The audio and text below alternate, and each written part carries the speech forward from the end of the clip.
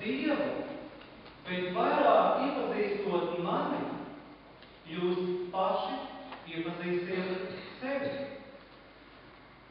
Kādreiz ir ļoti grūti, ka mēs, zinot par cilvēkiem, arī zinot par pestītāju, par Dievu,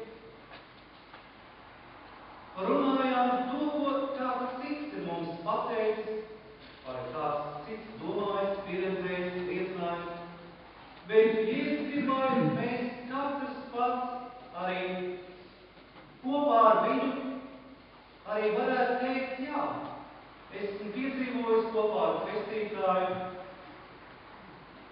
kādas zīmīgas, svarīgas, būtiskas lietas, un ka es zinu, ka viņš ir mans labējs, un ka viņš neko no manis neslēp, ka viņš ir līdzās, viņš ir liels un varants palīdzēt, ka viņš ir apsolījis savu mīlestību pavūt līdz piepildījumā. Bet mēs arī ļoti cilvēki arī gribam vispirms redzēt.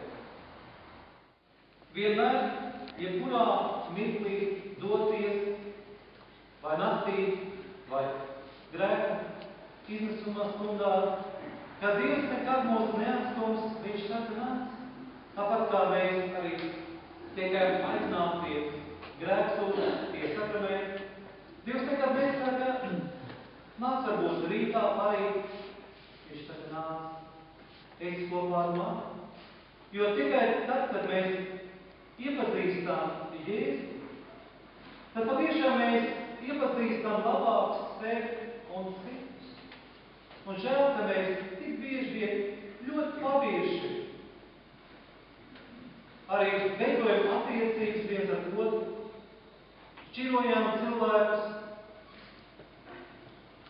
Cik žēl, ka tik bieži labas svētības mēs neizmantojam, arī neļaujam Dievam atklāt mūsu talantus.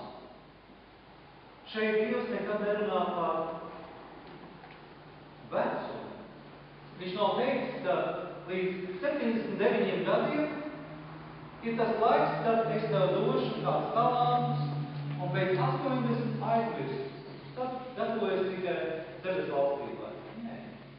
Dievs ir brīnišķīgs, un tāpēc arī pie viņa ejot, mēs varam saņemt to, ne tikai to, ko mēs varam